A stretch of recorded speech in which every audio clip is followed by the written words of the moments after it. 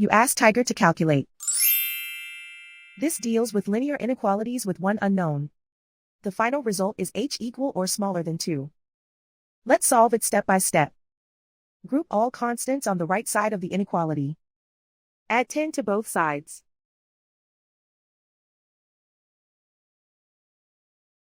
Group like terms.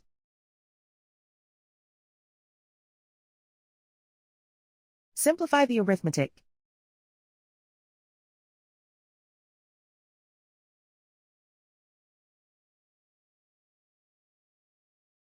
Isolate the h. Divide both sides by 10.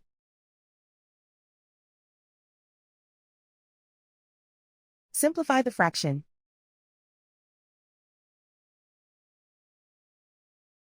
Find the greatest common factor of the numerator and denominator.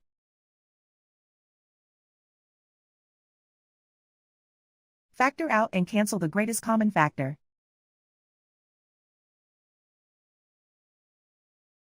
Plot the solution on a coordinate grid. And so the final result is h equal or smaller than 2.